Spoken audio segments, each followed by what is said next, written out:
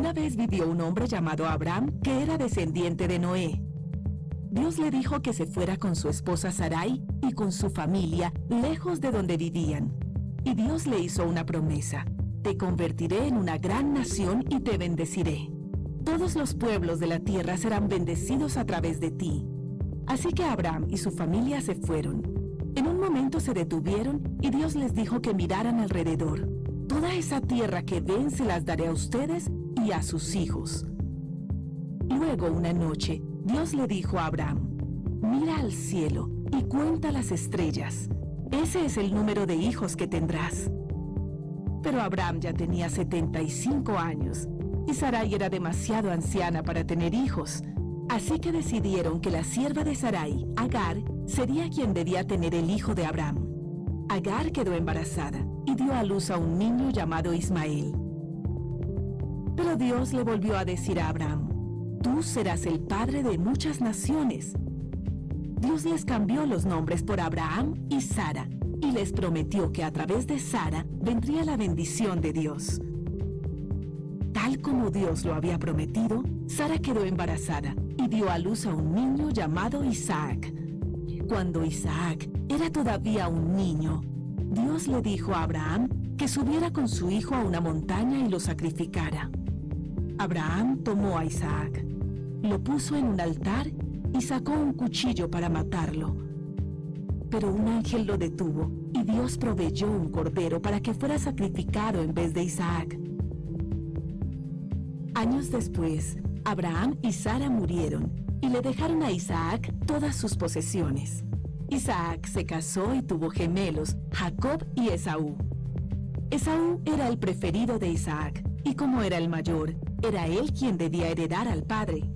Pero Jacob quería la herencia, así que se inventó la forma de engañar a su padre, que ya estaba viejo y ciego, para que le prometiera la herencia. Se puso la ropa de Esaú y se puso pelo de animal en las manos, porque las manos de Esaú eran muy velludas.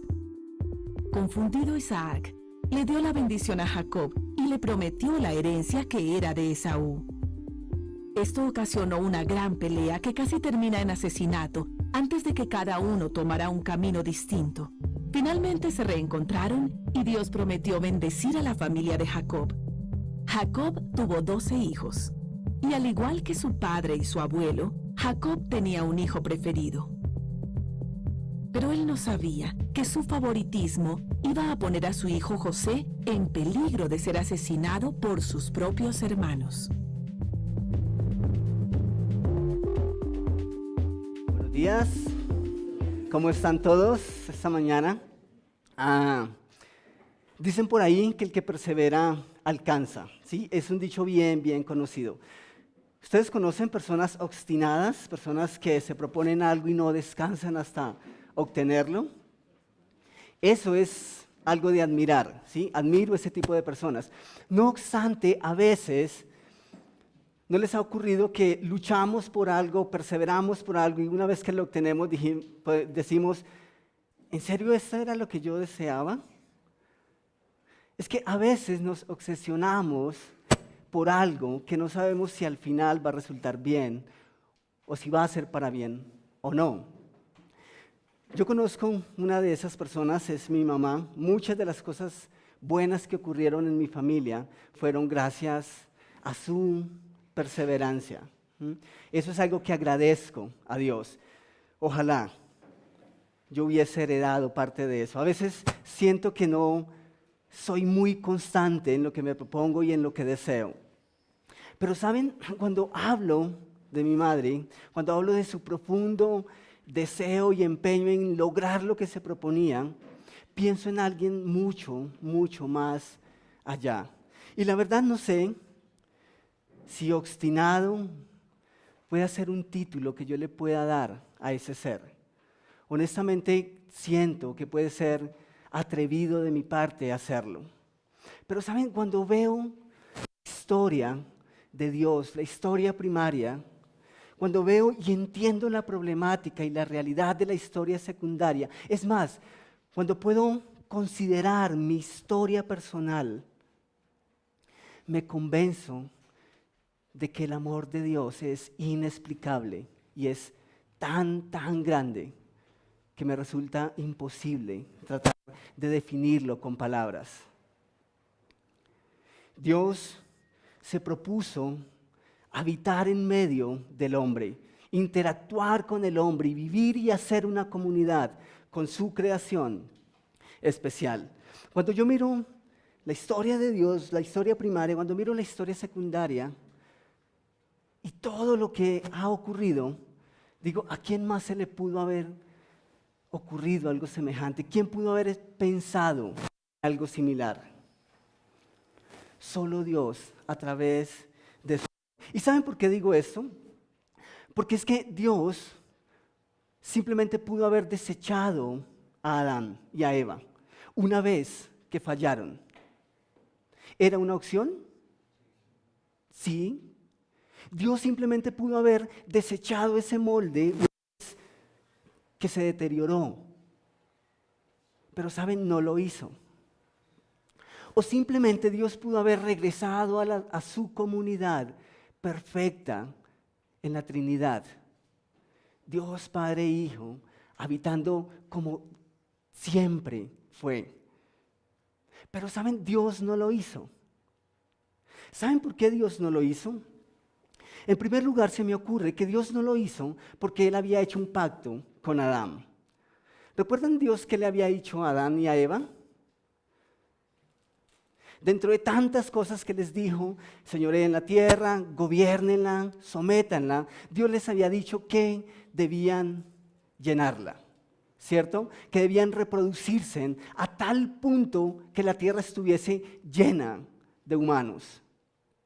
Algo que mencionó Scott el domingo pasado y que me pareció especial es el hecho de que cuando Dios creó el universo, es decir, cuando separó las aguas, cuando separó las aguas de la tierra de las aguas, cuando creó las estrellas, todas las galaxias, los árboles, los animales, dice Scott que eso reveló la destreza de Dios, su poder, y eso me encanta.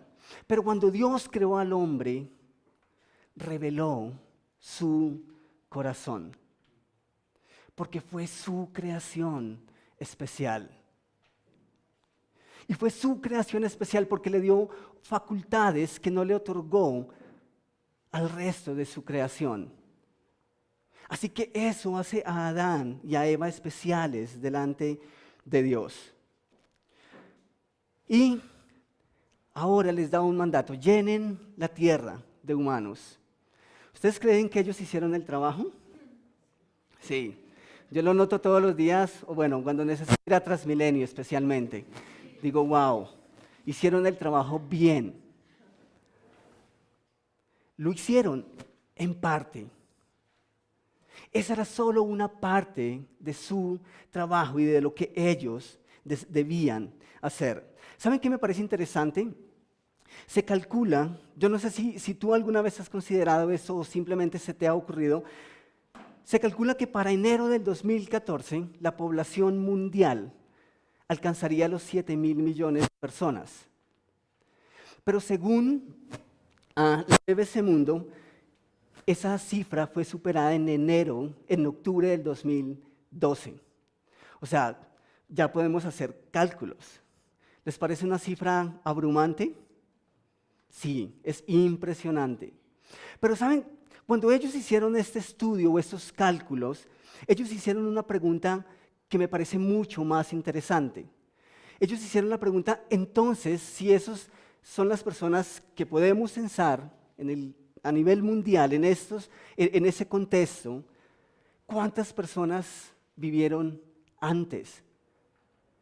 Es decir, ¿cuál podría ser al día de hoy el número general de seres humanos que ha habitado la tierra? No estoy seguro que esas cifras sean exactas. Creo que sin temor a duda me digo que son aproximaciones. Pero saben, ellos estiman que la cantidad de personas que alguna vez vivió, que hoy están muertos, puede pasar los 107.000 millones de seres humanos. Insisto, no digo que sean cifras precisas, podrían ser más,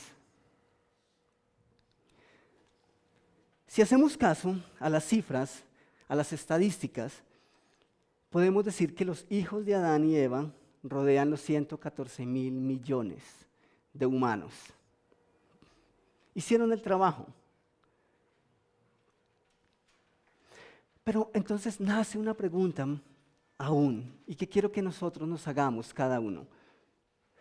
Allá en Edén, en el principio de la creación, una vez que Adán y Eva deciden labrar su propio destino y desobedecer a Dios, creerle más al enemigo, ¿por qué no allá en Edén dos personas?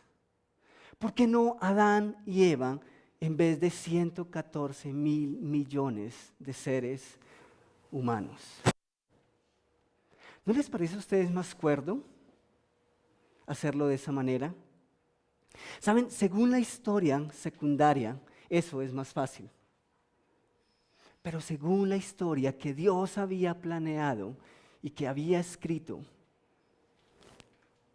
era más difícil hacerlo también de esa manera, pero es la manera en cómo Él escogió hacer las cosas. Así que si me dejan sugerir una respuesta más, yo me atrevería a decir que aquella vez en Edén, cuando Dios le dijo a Adán y a Eva que llenaran la tierra, Dios veía mucho más que una tierra llena de humanos. Dios te vio a ti y me vio a mí. Y no iba a rechazar y no iba a destruir su creación especial. Esa era una forma de mantener su plan perfecto. No hay plan B. Para Dios no hay plan B. Y si Él hubiese tomado la decisión que nosotros hubiésemos podido tomar en la historia secundaria, entonces no había esperanza ni para ti ni para mí. ¿Saben? Según Efesios capítulo 1, versículo 4, Dios nos escogió en Él antes de la creación del mundo. ¿Para qué? Para que seamos santos y sin mancha delante de Él. Insisto, desde la perspectiva de la historia secundaria, lo fácil era haber destruido, haber borrado.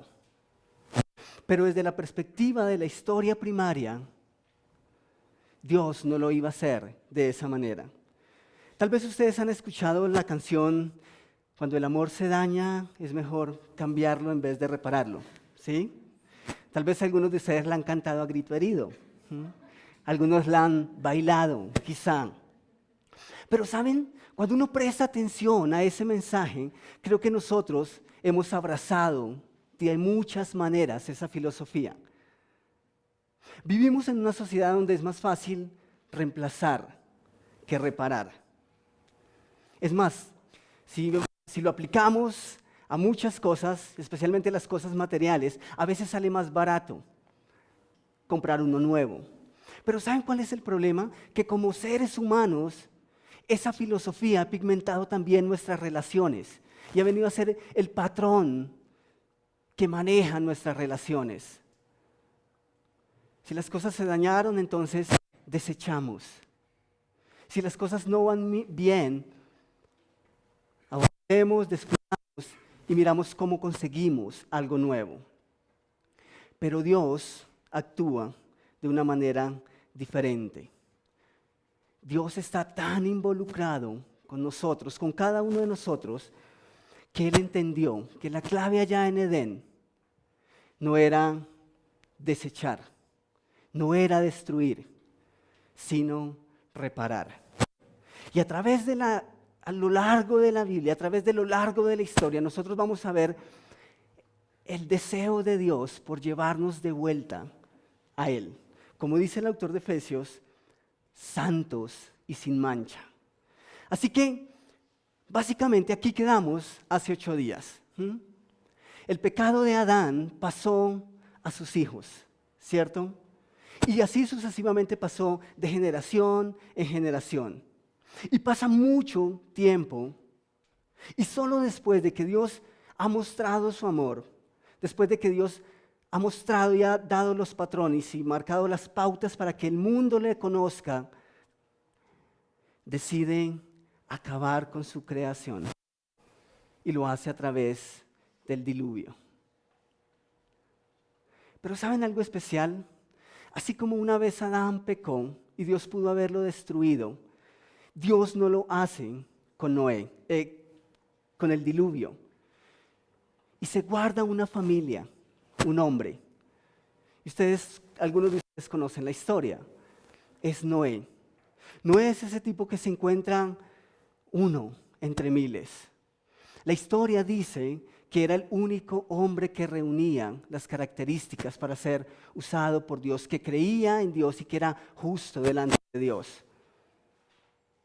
Y Dios preserva esa familia para darnos esperanza y seguir escribiendo o dando cumplimiento a esa historia que Él se había propuesto desde el principio. Pero ¿saben ustedes lo que ocurre después del diluvio? Uno creería que después del diluvio ya el problema del pecado fue solucionado.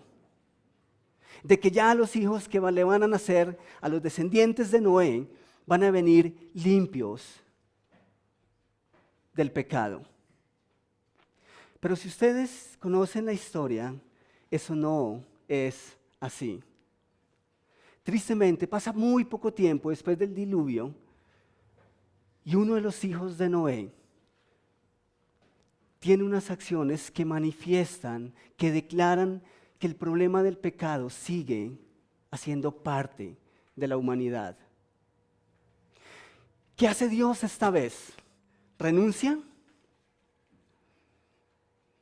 ¿Hacen lo que ustedes y yo quizás haríamos en la historia secundaria? No. Dios nunca renunció y nunca renunciará a su deseo de vivir en comunidad con cada uno de nosotros. Así que, ¿qué sigue? Génesis capítulo 17, versículo 7. Dios hace una promesa a uno de los descendientes de Noé. Dios dice, estableceré mi pacto contigo y con tu descendencia como pacto perpetuo por todas las generaciones. Yo seré tu Dios y el Dios de tus descendientes. ¿Qué hace Dios entonces para dar cumplimiento? ¿Cuál es el manifiesto de Dios ahora para seguir luchando por su creación especial? Escoge una familia. Y ese es el primer punto en los boletines. Una familia. Si bien el pecado continúa de generación en generación, también el deseo de Dios es continuo. Y nuevamente, la historia primaria parece estar en desacuerdo con el pensamiento de la historia secundaria. Pero quiero que leamos todos ahí en Génesis capítulo 12, versículos 1 al 3. Este es el momento en que Dios llama a Abraham para hacerle la promesa. Versículo 1 dice, el Señor le dijo a Abraham, deja tu tierra, tus parientes y la casa de tu padre, y vete a la tierra que te mostraré. Haré de ti una nación grande y te bendeciré. Haré famoso tu nombre y serás una bendición. Bendeciré a los que te bendigan y maldeciré a los que te maldigan. Por medio de ti serán bendecidas todas las familias de la tierra. Dios escoge una familia. El mismo Dios que pensó en Adán, el mismo Dios que pensó en Noé, es el mismo Dios que ahora se involucra con una pareja, con Abraham y con su esposa. Lo que me parece interesante es que en el caso de Noé, las Escrituras declaran que era un hombre justo, que de alguna manera reunía las características para que Dios en su gracia lo escogiese. Y si ustedes han leído y conocido más personajes de la Biblia, parece interesante que Dios escoge a los menos opcionados. Gracias a Dios, por eso estoy aquí. Pero en el caso de Noé es un poco diferente.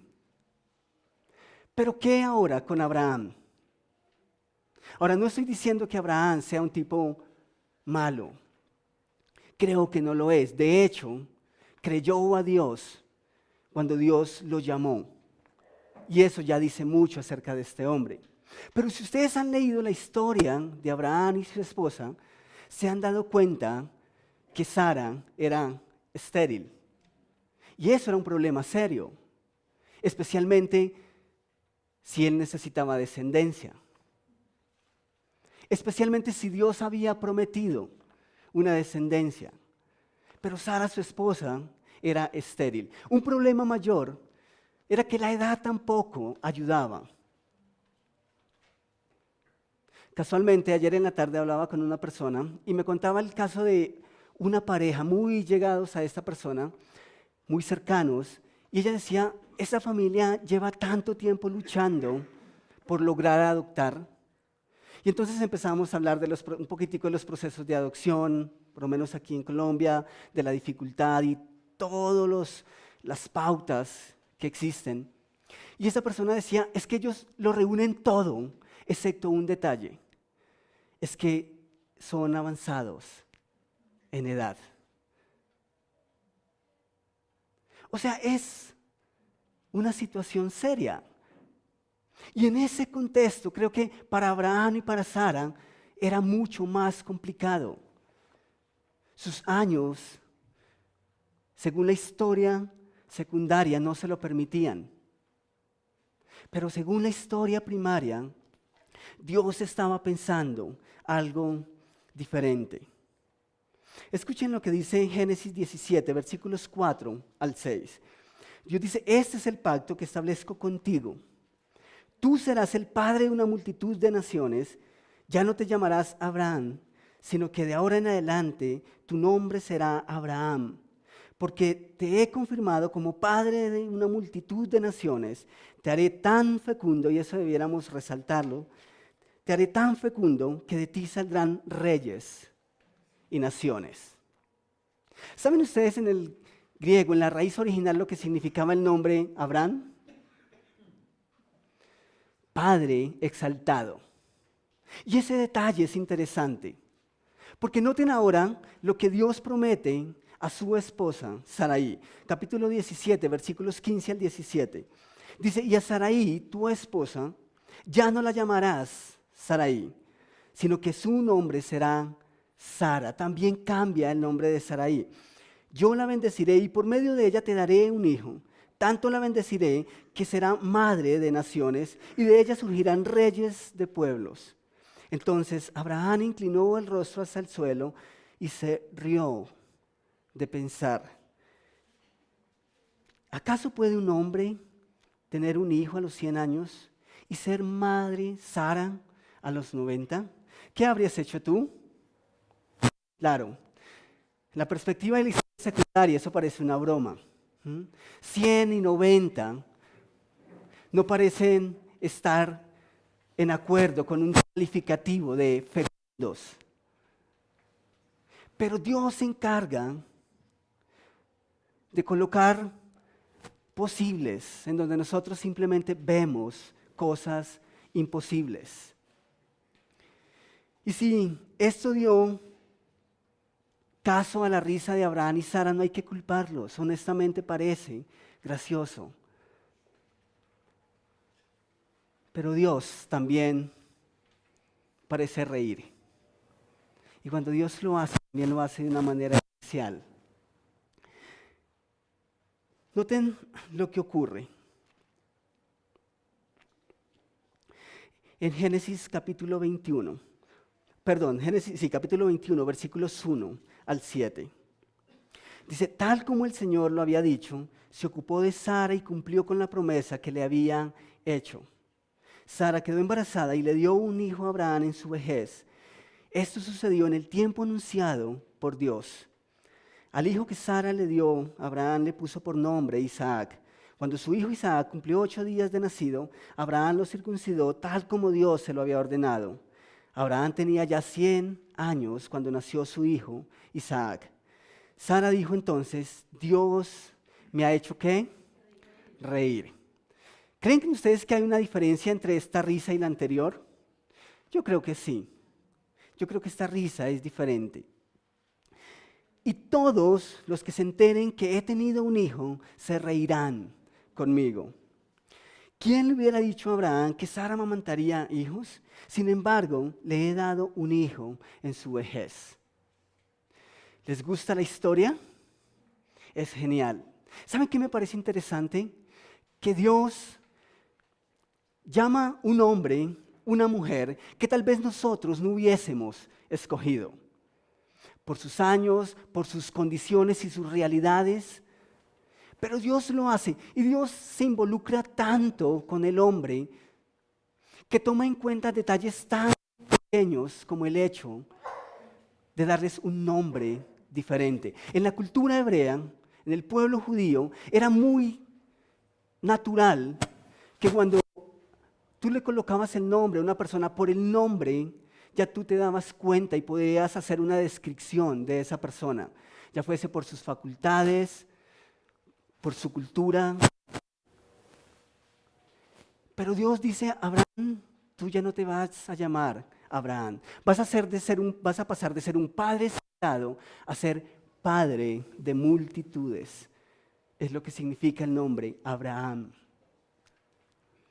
Y a Sarai, que significa reina en el hebreo, le dice, ya no te vas a llamar Sarai, tú ahora vas a ser una princesa y te vas a llamar Sara. La historia primaria de Dios está tan mezclada con la historia de la humanidad, está tan mezclada con tu historia y con la mía, que Dios no se pierde el más mínimo detalle. Por eso es la historia más impresionante que usted y yo hayamos escuchado y conocido alguna vez. Así que Dios forma o llama a una familia, les hace una promesa. Quizás esa familia podría ser la familia más importante de toda la historia de la humanidad. Pero Dios va un poco más allá. Y les dice, de esa familia, de ese hijo que les he dado, de ese hijo que les ha nacido, es que yo voy a formar una nación. Segundo punto en sus boletines, una nación. Y la esperanza sigue brillando en medio de las tinieblas. Génesis 21, versículos 8 al 12. Dice, el niño Isaac creció y fue destetado. Ese mismo día Abraham hizo un gran banquete. Pero Sara se dio cuenta de que el hijo que Agar la egipcia le había dado a Abraham se burlaba de su hijo Isaac. Empezó un conflicto familiar. Por eso le dijo a Abraham, echa de aquí a esa esclava y a su hijo. El hijo de esa esclava jamás tendrá parte en la herencia con mi hijo Isaac. Este asunto angustió mucho a Abraham porque se trataba de su propio hijo. Si ustedes recuerdan el video, Abraham y Sara se sintieron tan viejos, se sintieron tan en contra de la promesa que Dios les había hecho, que dijeron, ¿saben qué? Yo creo que ese hijo no va a nacer, así que arreglémoslo a nuestra manera. Y de ese asunto nace Ismael. Pero noten lo que Dios le dice a Abraham. Dios le dice, no te angusties por el muchacho ni por la esclava. Hazle caso a Sara, ¿por qué? Porque efectivamente tu descendencia se establecerá por medio de Isaac. ¿Por qué Dios mantiene esos estándares? ¿Quién es el gran autor de la historia? Dios. Y la razón por la que no cambió sus planes allá en Génesis es porque esto ya estaba en su plan. El capítulo 22, versículos 1 al 2 de Génesis, dice, pasado cierto tiempo, Dios puso a prueba a Abraham y le dijo, o sea, cuando todo parecía estar ya solucionado, el drama aparece nuevamente. Y Dios le dice a Abraham, aquí estoy, respondió Abraham, y Dios le ordenó, toma a tu hijo, el único que tienes y al que tanto amas. ¿Era el único hijo que tenía Abraham? No, había tenido a Ismael con la esclava. Pero la razón de que este hijo fuese único y Abraham le diera ese calificativo y esos estándares es porque era el hijo de la promesa. Era el hijo que Dios había prometido. Así que le dices, toma a tu hijo, al único que tienes y al que tanto amas, y ven a la región de Moriah. Una vez allí, ofrécelo como holocausto en el monte que yo te indicaré. ¿Dramático? Dios dice, yo voy a hacer que mi esperanza brille en medio de las tinieblas. Y para eso voy a construir una nación. Escoge una familia, les promete un hijo. Una vez que ese hijo nace, Dios promete una gran descendencia. Pero justo cuando el niño es un adolescente, Dios dice, debes sacrificarlo. Dios quería probar a Abraham. ¿Pero por qué Dios quería probar a Abraham de esa manera? Dios simplemente deseaba saber cuánto Abraham creía a su palabra y cuánto Abraham estaba dispuesto a obedecer a la voz de Dios. ¿Recuerdan lo que ocurrió en Génesis, en el capítulo 3? Dios coloca a Adán y a Eva y les da su visión. Pero Adán y Eva deciden seguir sus propios deseos e ir en contra de la visión de Dios. Pero ahora con Abraham, con este hombre, parece ser diferente. Y efectivamente Abraham hace el papel más importante en nuestra historia. El papel más importante que nos corresponde a nosotros y es creerle a Dios. Y es justo eso lo que Abraham hace con su esposa. Ese es y será nuestra labor y nuestro papel más importante. El dedo de Dios una vez más se extiende sobre la humanidad. Y claro, cuando Isaac está a punto de ser sacrificado, Dios le dice, no es necesario. Ya sé que tu visión es igual que la mía, que has entendido y que has abrazado mi visión. Así que Isaac crece, es todo un hombre, y Dios le da 2 hijos a Isaac.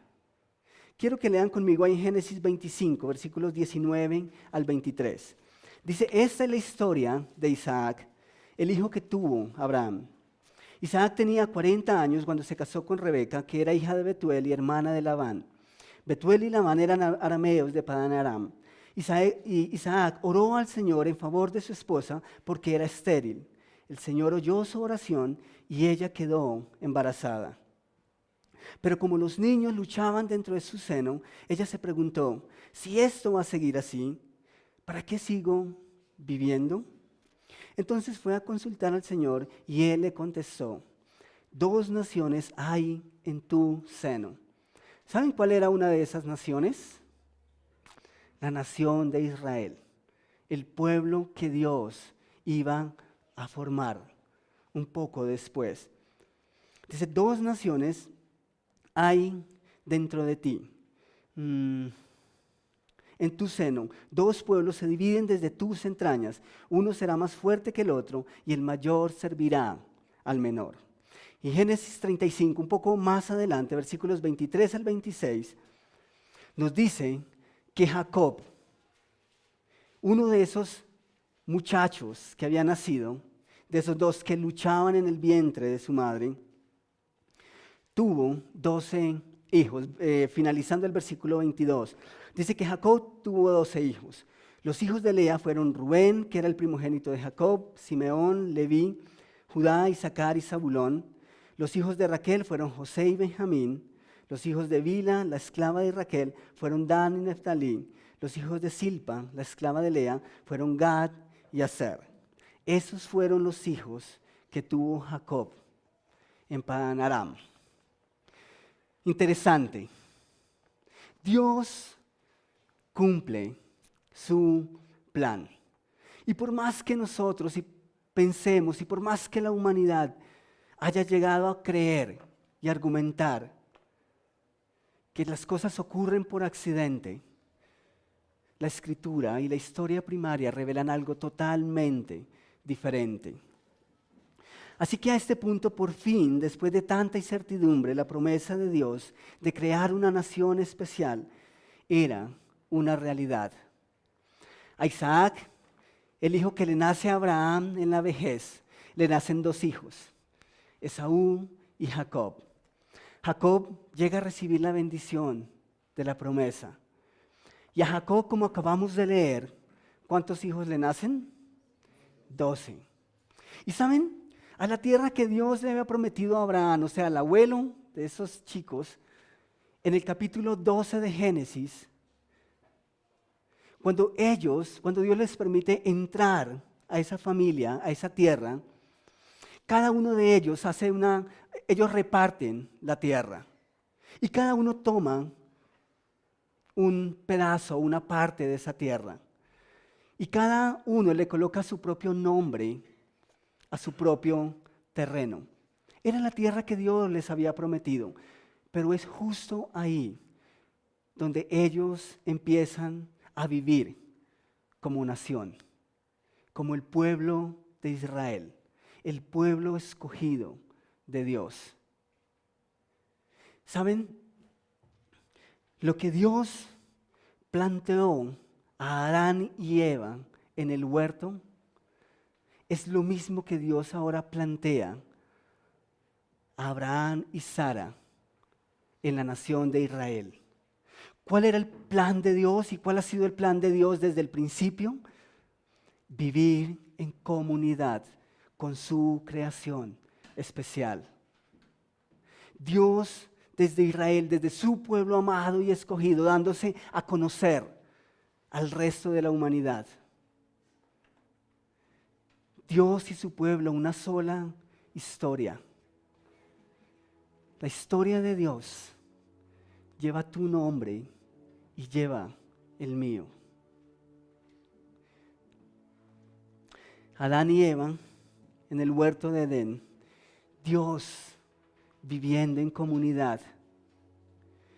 Ahora Abraham y Sara en una nación llamada Israel, donde muchos años después Dios iba a permitir que naciera el Salvador de la humanidad. Ese es y ha sido su plan desde el principio. Quiero que volvamos a la pregunta inicial esta mañana, a la pregunta que nos planteamos en Génesis. ¿Por qué no Adán y Eva? ¿Por qué no dos? En vez de 114,000 millones de humanos aproximadamente. ¿Por qué Dios no cambió sus planes allá? La razón de que Dios no cambiara sus planes es porque para Dios tú y yo somos más que un número. Cada uno de nosotros somos hechos a mano por Dios. Somos su creación especial. Y por más que el pecado intentó dañarnos, su amor no va a cambiar. Y su anhelo de volvernos a Él va a ser insaciable. Dios cumple su promesa. Quiero pedirte esta mañana que inclines tu rostro, solamente para que estés más concentrado, para que no tengas distracciones.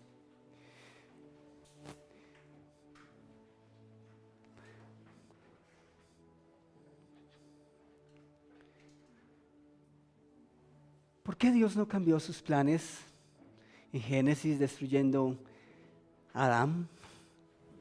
Ese molde deteriorado y que iban a ser el causante de la separación de todos los que naciésemos después de ellos. Pablo nos da una respuesta y es que Dios nos escogió en Él antes de la creación del mundo. Y su plan no ha cambiado. La mano de Dios aún está extendida sobre su creación. Pero mi pregunta esta mañana para ti es, ¿la vas a tomar?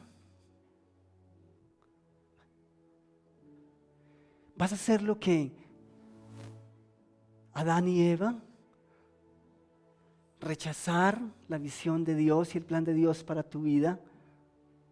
¿O simplemente quieres hacer lo que Abraham y obedecer a Dios y decirle esta mañana, aquí estoy, yo quiero hacer mi papel y quiero creerte? Quiero creer que mi nombre hace parte de tu historia, es tu historia, pero quiero entenderla y quiero abrazarla. Tal vez tú estás aquí esta mañana y dices, yo quiero creerle a Dios, pero necesito que alguien me diga cómo hacerlo, qué debo hacer.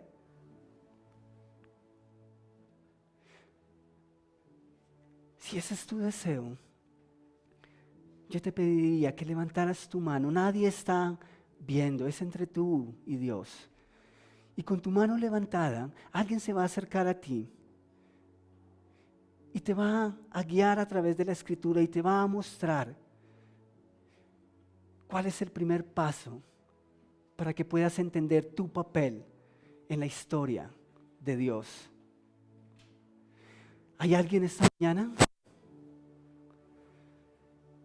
Gracias, muchas gracias. ¿Hay alguien más? Aquí hay alguien más. Gracias, mantenga su mano ahí levantada, gracias. ¿Alguien más?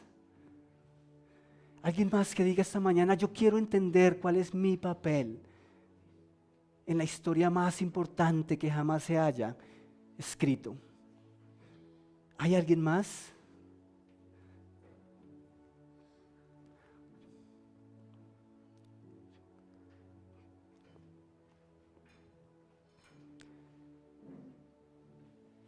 Gracias. Padre, me impresiona tu amor. Yo sé, Señor, que en mi vida he aplicado el patrón. He abrazado mi filosofía la filosofía de muchas formas, de si se daña, desecha. Pero hoy, Dios, me siento tan agradecido de que tú pienses y actúes tan diferente a como lo haría yo, como lo haríamos en la historia secundaria. Gracias, Rey, por tu deseo insaciable de volvernos a ti. Padre, gracias por tu palabra, gracias por recordarnos, gracias por hacerme parte, por incluirme, por involucrarme en tu historia. Y gracias, mi Rey, por estas personas que hoy tienen la oportunidad de entender cuál es su propósito.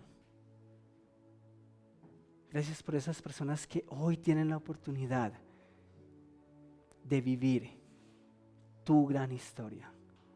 En el nombre de tu Hijo. Amén.